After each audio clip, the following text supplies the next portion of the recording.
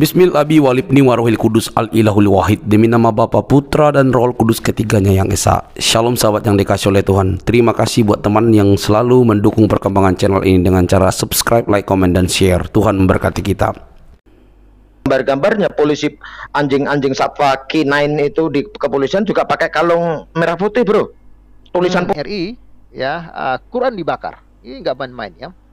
Nggak main-main. Ini sebenarnya introspeksi. Janganlah kalian marah kepada pembakar Quran. Tapi ya, coba kalian koreksi di negara kalian sendiri. Pernahkah kalian marah kepada orang-orang yang merobohkan tembok gereja, yang menghalangi orang untuk beribadah? Membuat susu sehingga dia menetek. Berarti Anda tidak paham mengapa dia inkarnasi. Anda kan menghujat. Anda menghujat. Itu bedanya. Makanya menghujat orang yang percaya karena kami percaya Yesus. Diam ya nak ya. Nanti kalau dia besar jadi Tuhan kok ya. Aduh. Diam ya nak ya. Kalau dia besar jadi Tuhan kok ya. Mimi nak Mimi. Kalau gini ceritanya udah minum kacamata aja. Mau menghujat, lahir dari sini. Lahir dari perawan. Kasih Mimi. Nanti kalau dia besar jadi Tuhan ya nak ya. Kalau dia besar jadi Tuhan. Mimi dia. Ada sampai Yesus lahir dari mana? Mimi. Astagfirullahaladzim. Dah lah, kau tuh menghujat, turun aja kau. Menghujat. Aduh, Allah Akbar.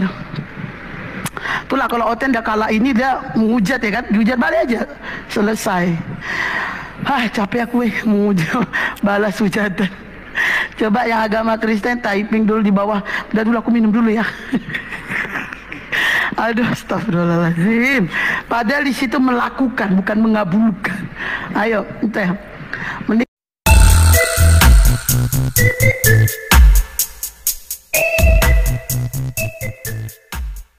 Kelompok-kelompok Islam di Indonesia, Menlu nggak bersuara ya, Menteri Dalam Negeri pun, Mendagri pun nggak bersuara ya. Ini kawan-kawan, heboh, Al-Quran dibakar di depan kedutaan RI. Wow, ini luar biasa ya, nekat ini ya. Ini sudah boleh dibilang mereka sudah incar-incar ini ya. Mereka tahu Indonesia ini mayoritas Islam, dan mereka tahu ya, mungkin berita-berita yang beredar adanya diskriminasi kepada umat Kristen. Mungkin ini cara mereka untuk menegur ya, cara mereka untuk menasihati atau menyadarkan Indonesia. Kalian ya, gimana perasaan kalian kalau Quran kalian dibakar ya, kira-kira ya. Makanya kalau kalian nggak mau ya, cobalah di Indonesia janganlah kalian bubarkan orang bergereja ya kan. Janganlah kalian menghalangi minoritas untuk beribadah ya. Gerejanya janganlah kalian robohkan ya kan. Ini kan belum lama ya berita tentang gereja dirobohkan atau tembok-temboknya dihancurkan di Batam ya. Nggak lama kemudian terjadi ya di kedutaan RI ya, Quran dibakar. Ini nggak main-main ya, nggak main-main. Ini sebenarnya introspeksi. Janganlah kalian marah kepada pembakar Quran. Tapi ya, coba kalian koreksi di negara kalian sendiri. Pernahkah kalian marah kepada orang-orang yang merobohkan tembok gereja, yang menghalangi orang untuk beribadah? Pernahkah kalian marah? Ya, ini dimuat 14 Agustus 2023 oleh CNBC Indonesia. Ini dia ya, Ibu Retno, Menteri Luar Negeri Indonesia, Retno Marsudi ya. Ini ya, Jakarta, CNBC Indonesia, pembakaran Al-Quran ternyata terjadi di depan kedutaan besar Indonesia ya. Hal ini berlangsung di negara Eropa, di Denmark. Kembali lagi, ini di Denmark terjadinya kawan-kawannya.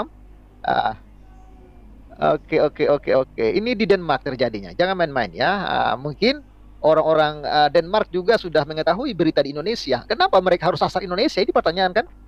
Ya, mereka menyasar Irak ya, kedutaan Irak, kedutaan Iran, karena mereka tahu di Irak, di Iran itu terjadi diskriminasi terhadap minoritas. Ya, kenapa di Indonesia? Apakah mereka juga sudah tahu di Indonesia ini terjadi diskriminasi terhadap minoritas? Ini terjadi pada hari Jumat pekan lalu. Kelompok sayap kanan Denmark ya, Danske ya, Patriot Denmark. Jadi ini orang-orang Patriot Denmark ini, ya, membakar Al-Quran di beberapa kedutaan. Ya, bukan hanya RI.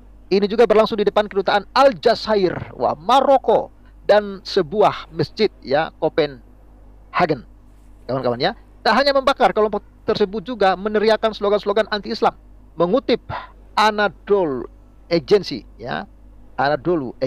Aksi tersebut berlangsung di bawah perlindungan pihak polisi Denmark ya, karena memang di sana negara yang menghargai kebebasan ya, setiap warganya ya. Indonesia sih undang-undangnya juga menghargai kebebasan warganya untuk beribadah, tapi kelihatannya ada juga bupati yang menyegel gereja dan pemerintah pusat nggak bisa berbuat apa-apa ya. Katanya menghargai warganya untuk beribadah. Ini gimana sih? Kacau. Ini dong, kalau menghargai ya begini, mereka benar-benar dijaga oleh polisi, dilindungi oleh polisi. Di sini kita lihat ketika ada yang demo-demo tolak gereja, demo-demo bubarkan ibadah, polisinya malah diam. Seharusnya tangkap itu pelaku-pelaku pembubaran dong. Oh diam sih. Ya, Menteri Luar Negeri, ya Menlu Retno Marsudi pun buka suara soal itu. Indonesia tegasnya mengecam keras aksi pembakaran kitab suci umat muslim tersebut. Indonesia ya mengecam ya. Lagi kawan-kawan, saya bukan berarti senang ya dengan pembakaran Quran. No. Yo, saya yang saya maksudkan di sini adalah sah-sah saja Indonesia mau marah. Tetapi kenapa ketika terjadi di dalam negeri pemerintah diam? Ini yang saya sanksikan gitu loh. Kok negara kita cepat sekali respon yang di luar negeri, tapi di dalam negeri sepertinya tidak berkutik, ya, tidak bisa berbuat apa-apa gitu loh. Saya jadi kasihan ya dengan negara kita ini ya. Ya ini ya, ya Indonesia mengecam sangat keras aksi pembakaran kitab suci Al-Quran, katanya di Gedung Pancasila, Kementerian Luar Negeri pada Senin 14 Agustus 2023. Setiap kali terjadi ya pembakaran, kita mengirimkan nota diplomatik yang sangat keras. Wow, dia marah ya, protes keras ya, protes kita pada Kementerian Luar Negeri atau duta besarnya, perwakilan yang di Indonesia juga dipanggil. Tambahnya lagi, ya itulah negara orang negara bebas. Jadi lu mau marah ya itu tidak melanggar undang-undang, masalahnya di negara mereka gitu. Ia juga mengaku melakukan komunikasi melalui pesan dengan Menteri Luar Negeri ya Denmark. Menurutnya pembakaran Al-Quran bukan bagian dari kebebasan berekspresi. Saya mute dulu mic-nya brother, nanti saya kasih kesempatan bicara ya Bung Hafid ya. Saya mute dulu ya supaya jernih suaranya ini. Saya sampaikan bahwa pembakaran kitab suci Al-Quran itu tidak dapat dilabel sebagai freedom ya of expression, ujarnya lagi.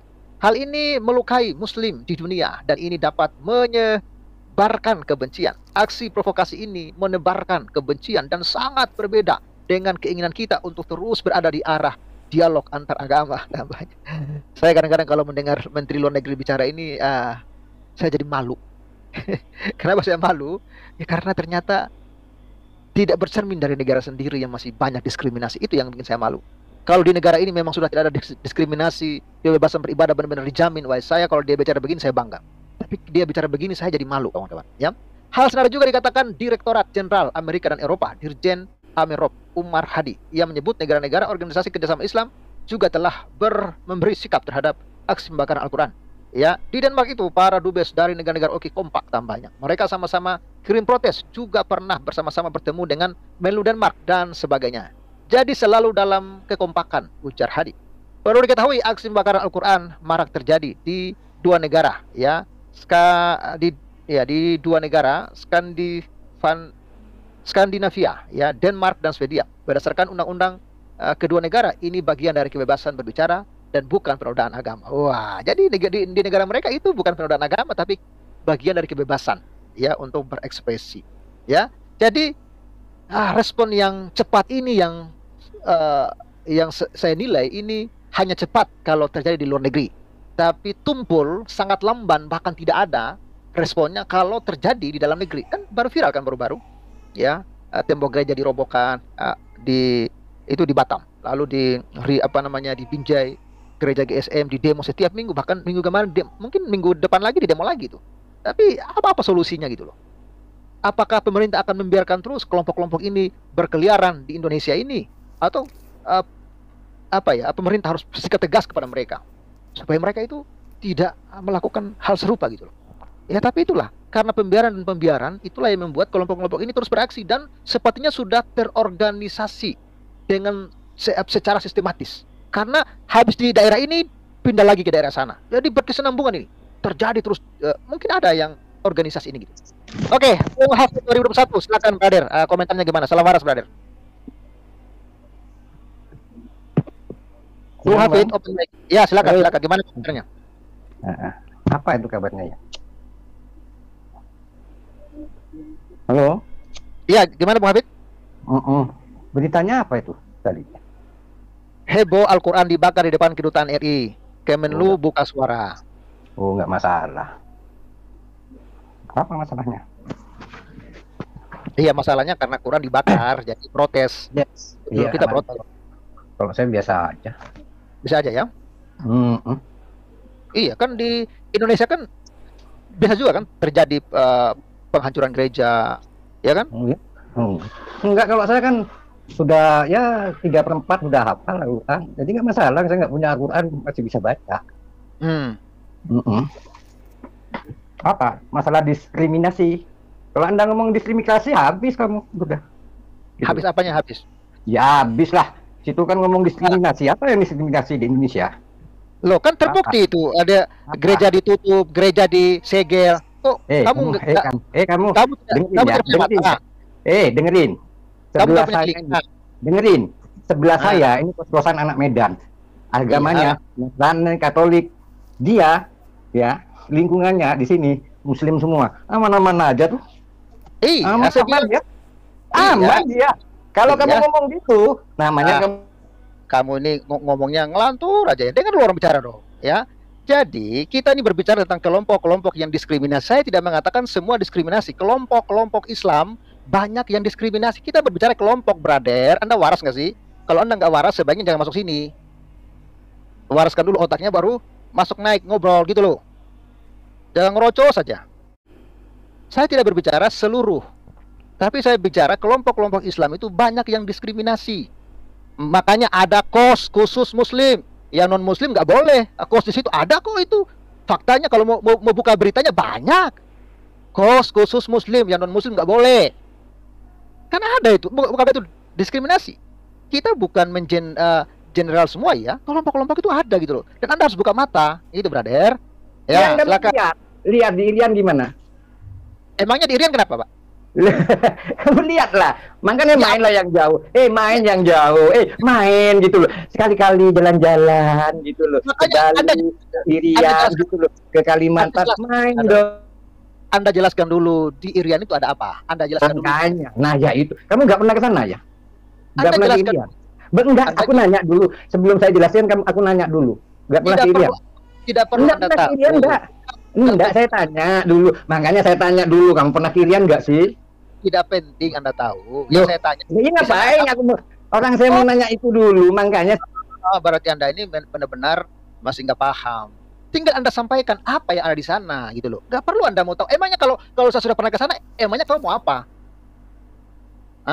Jangan di kandang aja lah. Kasihan di kamu, jalan-jalan lah. Jalan-jalan lah. Janganlah. Mainlah. Kenapa sih? Tuh mainlah gitu loh. Main lah. Enggak usah.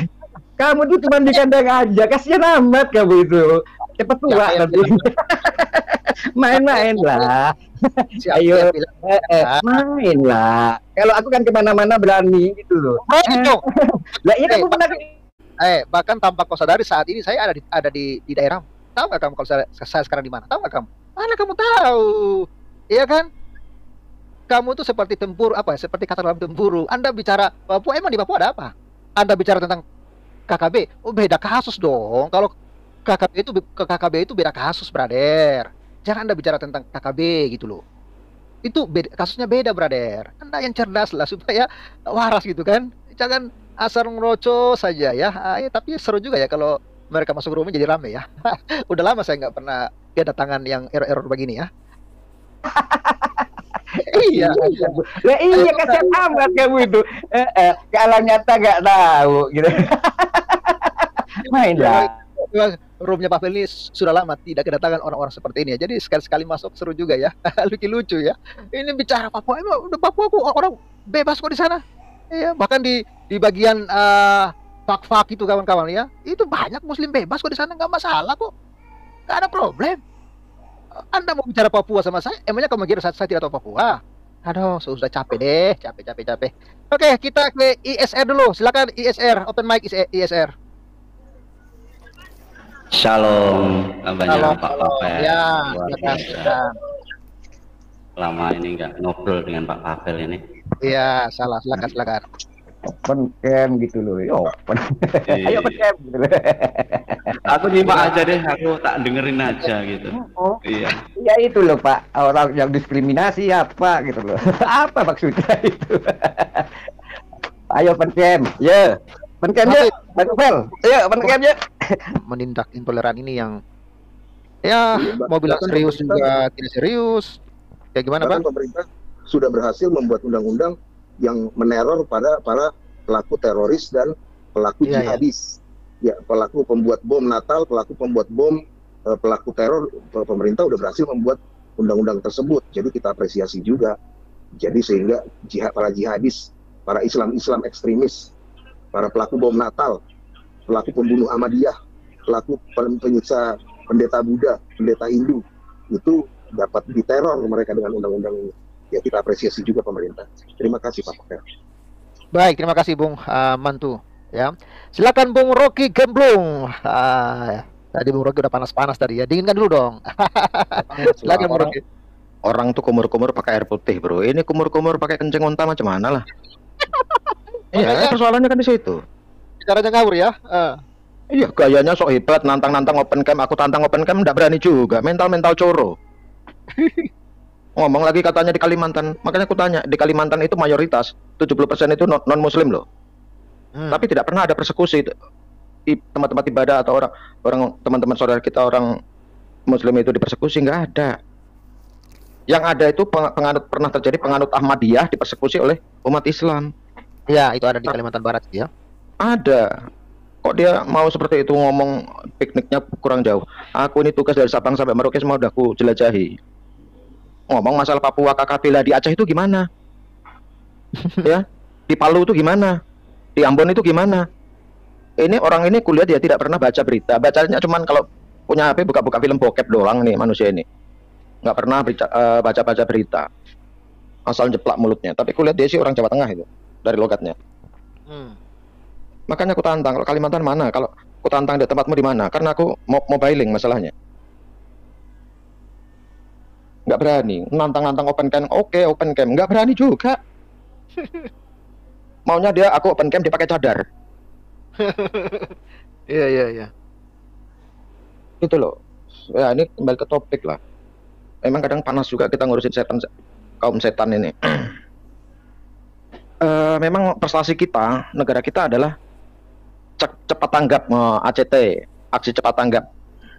ACT kan pernah kan kasus ACT? Tahu ya, korupsi. Yang korupsi itu Pak, korupsi ya. Gelapin dana umat lah. Ya, dan donasi. Pemerintah kita juga seperti itu bro, ACT, aksi cepat tanggap. Tetapi untuk kasus tertentu aja. Untuk kasus-kasus yang menyangkut agama, wah cepat. Seolah-olah negara ini negara paling mulia, paling suci masyarakatnya. Kan itu aja. Pokoknya udah kasus-kasus kayak gitu, wah cepat sekali. Kan harusnya kan introspeksi ngaca. Di Jangan negara aja sendiri. Ya? Jangan nggak aja. Oh, jangan ya? Harus ngaca, jangan cuma doang. Ini kan prinsip-prinsip dipegang kuat-kuat. Berapa kali kejadian intoleransi terjadi di Indonesia? Ya, sekarang ini di daerah Sumatera semua. Gerakan intoleransi di daerah Sumatera dan Jawa Barat. Memang pusatnya di situ. Paling sana-sana aja Pak tempatnya, kalau bukan Sumatera, Jabar aja, nggak tempat lain. Makanya kami orang Kalimantan juga tersinggung ucapan Bapak itu tadi. Betul, tersinggung kami orang Kalimantan. Seolah-olah di Kalimantan terjadi persekusi terhadap umat mereka, nggak pernah ada. Bahkan Kalimantan itu menjadi tempat toleransi, daerah toleransi nomor 1 di Indonesia loh. Itu Kalimantan. Pusat toleransi itu di Kalimantan. Contoh kota Singkawang, mayoritas non-muslim itu, tetapi kalau ada acara-acara tertentu pada jam-jam sholat, ketika azan berkumandang, semua berhenti bro, menghormati bro. Padahal mereka minoritas, tapi yang mayoritas menghormati. Ini bapak ini yang tadi, si silit tadi, si kecepet silit, itu memang pikniknya kurang jauh, dia cuman antar desa, antar kampung doang jalannya, sambil buka film bokep. Ya inilah pemerintah kita, gerak cepat. Langsung komentar. Kalau nggak salah Menteri Luar Negeri juga pernah berkoar-koar itu bahwa negara-negara lain sudah mendaftar ingin belajar toleransi di Indonesia. Berucap kayak gitu tanpa rasa malu. Wah, negara-negara yang ingin belajar toleransi di Indonesia. Padahal setiap hari terjadi intoleransi di negara sendiri. Dan mereka nggak pernah komentar. Nggak pernah. Dari Menteri Luar Negeri, Menteri Dalam Negeri, Menteri ITT, nggak semuanya, nggak ada yang mau komentar. Kalau terjadi persekusi kepada umat non-minoritas, pada umat minoritas. Nggak pernah mereka komentar. Nggak pernah sama sekali. Tapi kejadian yang di Cina, kejadian yang di Myanmar, kejadian yang di Italia, semuanya dikomentarin. Kejadian di Italia itu karena imigran Timur Tengah itu kan sembarangan kalau melakukan ibadah. Nggak mau pemerintah Italia terjadi sama seperti di Indonesia, orang beribadah di jalan-jalan raya, seenaknya ibadah di jalan raya. Kita tahu Eropa itu kan negara tertib, wajar mereka bikin peraturan seperti itu, karena mereka melihat di Amerika sudah ada kejadian di New York itu kan, mereka di tengah jalan itu sampai ada pemuda Amerika sampai ngamuk-ngamuk itu kan, karena dia nggak bisa jalan. Ada YouTube-nya itu. Bayangkan mereka ibadah di tengah jalan. Padahal paling banyak di Indonesia ini tempat ibadah mereka paling banyak. Dan paling banyak juga yang tidak berizin. Di negara ini kan bagi mereka bangun tempat ibadah udah bangun aja. SKB 2 menteri no problem, nggak ada urusan sama mereka. Di sini RT aja bisa jadi pengawas, bro. RT jadi pejabat pembubar tempat ibadah. Ini di Indonesia, bro. RT. Sekelas RT, bro. Hanya ada di Indonesia, bro. Itu nggak pernah dikomentarin, itu nggak pernah di ini. Tapi ketika ada seorang RT yang tiba-tiba berubah menjadi seorang panglima, ya kan panglima bisa mubarin orang beribadah. Itu lihat itu, Mahfud MD diem, Pak Jokowi hanya ngomong doang, Simbah Kakung diem, Menteri Luar Negeri diem, Menteri Dalam Negeri diem, Menteri Agama apalagi. Di Indonesia inilah ada pemaksaan orang non Muslim harus pakai jilbab. Ini sini bapak itu si kecepet tadi itu nggak pernah baca itu. Ya kan dipaksa. Ada sekolah-sekolah negeri, penerimaan guru, ada syaratnya harus beragama nganu. Ini yang tidak pernah dilihat oleh bos-bos kita di Jakarta itu. Seolah-olah mereka pura-pura nggak tahu. Pura-pura nggak tahu sama sekali. Kita dipaksa dengar suara memekakkan telinga, ya kita no problem, nggak ada masalah. Tapi ketika ada seorang Ibu Meliana minta volumenya dikecilin, bukan udah langsung dituduh menista. Langsung dituduh menista, bro. Padahal apa hubungannya volume toa itu dengan agama? Nggak ada. Tetapi di Indonesia itu jadi diadakan. Orang makan daging, ya makan daging nih penistaan. Makan bakso penistaan gara-gara ada tulisan halal di mangkoknya. Kan repot. Makanya bapak itu nggak tahu dia bisa baca apa enggak. Jangan-jangan dia cuma kuli atau pergi ke Papua hanya ngumpulin kaleng-kaleng bekas. Mohon maaf lah, saya bukan menghina. Ya kan? Cari-cari ini kan rongsokan-rongsokan itu dari Sabang sampai Merauke, dari Republik sampai Republik. Tapi ngomong ke orang lain bahwa pikniknya kurang jauh. Lah, ente Pak Mukipit, ya Pak Kecepet, ente itu merantau hanya cari rongsokan kok. Itu pun nunggu kalau ada kebakaran, bro. Kebakaran rumah atau gedung atau ruko. Ini model-model manusia ini seperti itu, saya bukan menghina. Begitu ada perkantoran atau ruko yang kebakaran, bro, orang manusia si Pak Kecepetnya paling cepat sampai di lokasi, bro. Ngejar seng-seng yang udah terbakar. Mohon maaf, saya bukan menghina. Tapi cara berpikir si Kecepet ini loh. Oh, seolah-olah di Kalimantan terjadi persekusi terhadap umat dia, nggak ada. Seolah-olah di Papua ada. Kapan beritanya? Ada beritanya? Nggak pernah ada beritanya. Ya, orang Papua, orang NTT, orang Kalimantan fine-fine aja kok. Kalau mereka mau membangun tempat beribadah, nggak peduli ada izin atau nggak ada izin, nggak peduli kami. Karena kami menghormati orang mau beribadah. Orang mau beribadah kan ya kita dukung, kita support orang mau beribadah. Karena ibadah itu satu nilai dalam kehidupan. Kan berbeda dengan mereka. Cium asap BPK aja sudah langsung ribut. Maka tadi saya mau diskusi sama dia yang katanya tetangganya orang Batak, bla bla bla bla. Pertanyaannya, kalau orang Batak seperti Pak Pavel, ya, beribadah, mereka marah enggak? Atau orang-orang Batak yang kos itu tiba-tiba bakar barang itu, manggang lah, bikin panggang, terima enggak bapak itu? Logika, ya kadang ya kita sedih juga ya, orang-orang model kayak gini enggak pakai logika itu loh. Mulut itu asal jeplak aja tanpa dianalisa dulu kejadian-kejadiannya. Kita sih nggak setuju ada pembakaran kitab-kitab suci apapun, kita nggak setuju. Sama sekali nggak setuju. Cuman saya setuju dengan Pak mantu dalam tadi, Pak mantu dalam Nabi itu. Ya, teliti dulu masalahnya apa, jangan asal komentar, asal cuap. Inilah representasi pemerintah kita ini akhirnya menjadi sama seperti masyarakat yang model si Pak Kecepet tadi. Sama. Nggak dilihat dulu masalahnya apa, langsung main teriak aja. Teriak, wah. Asal bengok, kata orang Jawa, asal bengok. Asal main tuduh. Seolah-olah mereka ikut teraniaya. Sampai-sampai kasus Palestina dengan Israel pun, kita pun jadi teraniaya. Kan aneh kan? Aneh kan? Mengatakan bahwa Israel itu penjajah. Pertanyaannya, apakah Indonesia tidak menjajah Papua? Apakah Indonesia dulu tidak menjajah Timur Timur? Enggak ngaca. Apakah pemerintah sekarang ini tidak menjajah minoritas? Kita buka-bukaan, apakah pemerintah saat ini dalam tindakannya selama ini 78 tahun merdeka, apakah tidak menjajah kaum minoritas? Ketika melakukan pembiaran orang-orang beribadah dibubarin, ya, gereja yang sedang dibangun dihancurin. Ada enggak yang ditangkap? Enggak ada. Anak sekolah minggu itu kan anak-anak PAUD dibubarin sama RT dan RW, dan mereka itu tentara lagi, aparat lagi. Pemerintah ada apa? Komentar nggak? Enggak. Diam. Dia mencari pembenaran seolah-olah ada yang sama, ya, yang mereka alami, dan itu kan hanya fitnah. Makanya tadi saya langsung panas. Ini manusia kecepet, ini otak pun kecepet jadinya. Otak kecepet. Lah pelaku bom itu siapa coba? Ya. Kemarin baru ditangkap yang PTKI itu. Iya, itu lagi. Coba cek KTP-nya, agamanya apa. Kan gitu kalau mau buka-bukaan.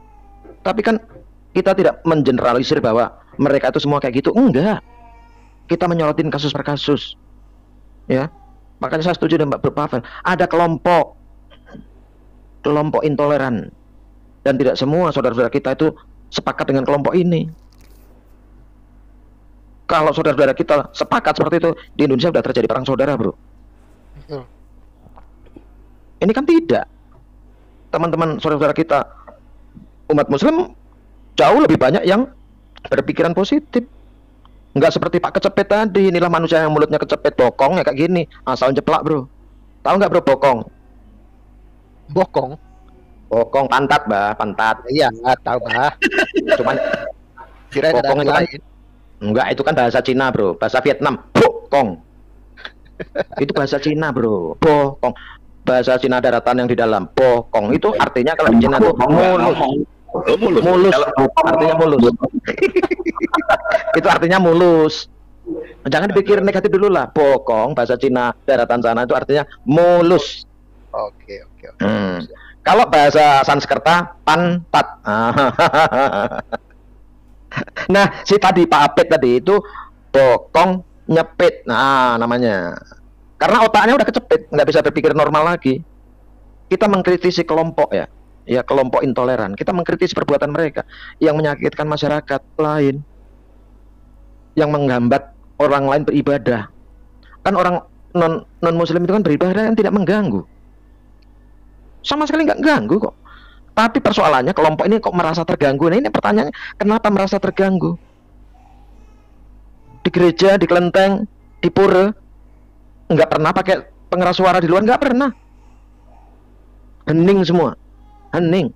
Kita lewat gereja, lewat pura, lewat pekong, ya, vihara segala macam. Di situ ada lagi orang beribadah misalnya. Kita lagi di jalan lah di depannya, nggak pernah dengar juga suaranya. Tapi kok mereka jadi bermasalah? Orang beribadah dengan Tuhan. Kita juga yakin Tuhan kita berbeda. Surganya juga berbeda kok. Betul. Surganya berbeda, kenapa harus ribut? Setuju. Kan harusnya kan masing-masing kan. Contoh gini ya. Contoh ya. Ada seseorang pegawai PLN.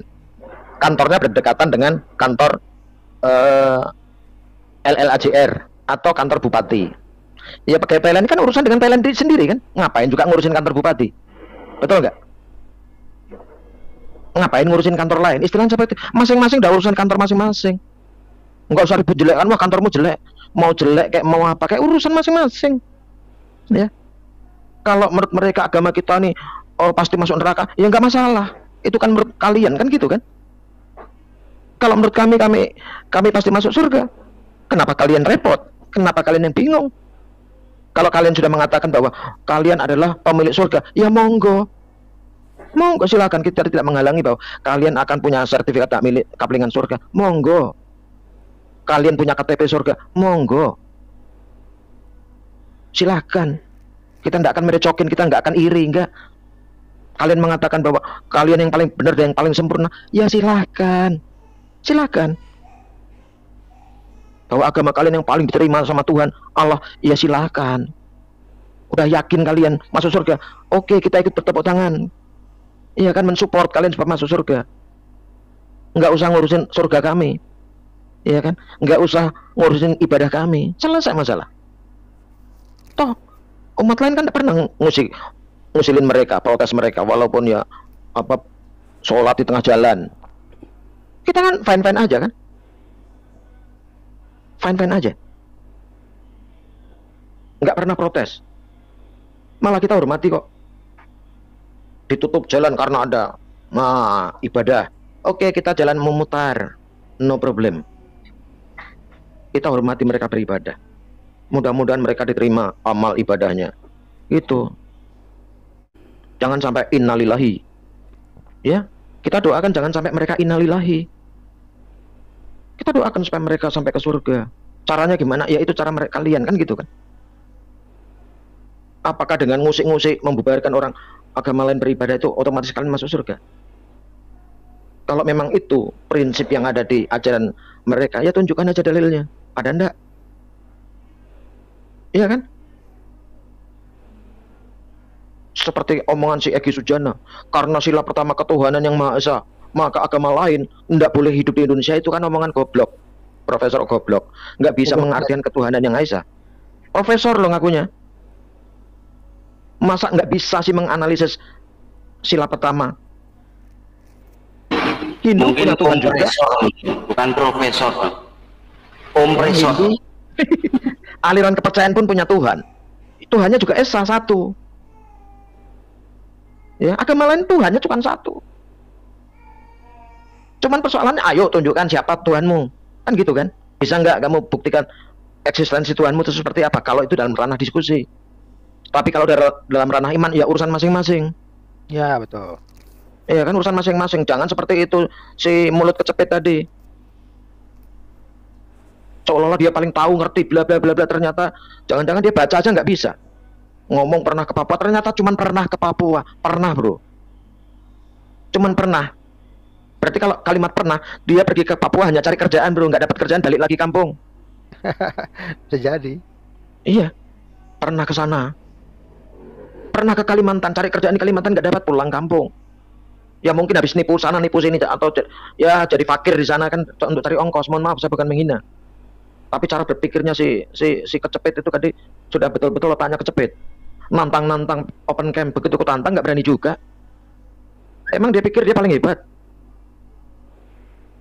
Emang dia paling hebat kah? Nantang, buka camp. Aku tadi jujur, saya siap buka open camp kalau dia mau buka open camp. Orang Dayak ditantang. Gitu bro, lanjut bro. Saya juga ini lama di Dayak Pak, lama di ini kalau ada orang-orang Kalimantan ini ya, saya di Pahuman dulu lama ya, di Kabupaten Landak, itu ada di Kecamatan Pahuman. Lalu kami juga ya keliling lah Kalimantan Barat itu lumayan lah ya. Jadi kalau dia bicara Kalimantan ya hanya orang-orang yang tidak pernah ke Kalimantan yang mau dibodohi sama manusia seperti itu ya, begitu. Iya Bung Rocky luar biasa. Bung ini sahabat kita ini ya, Bung ISR lama nggak nongol, kemana aja nih? Ada tambahan silakan Bung Pak ISR. Iya. Jadi mari cerdas, tidak usah kepanasan. Kita hanya sedang mencari informasi dan menambah wawasan kita. Sampai di sini video saya. Jangan lupa mendukung saya dengan cara subscribe, like, komen, dan share. Kasih Kristus yang menyelamatkan kami, menyelamatkan umat berdosa, mengasihimu juga. Jangan lupa untuk mendukung dengan cara subscribe, like, comment, share. Sampai ketemu di video selanjutnya. Bye bye.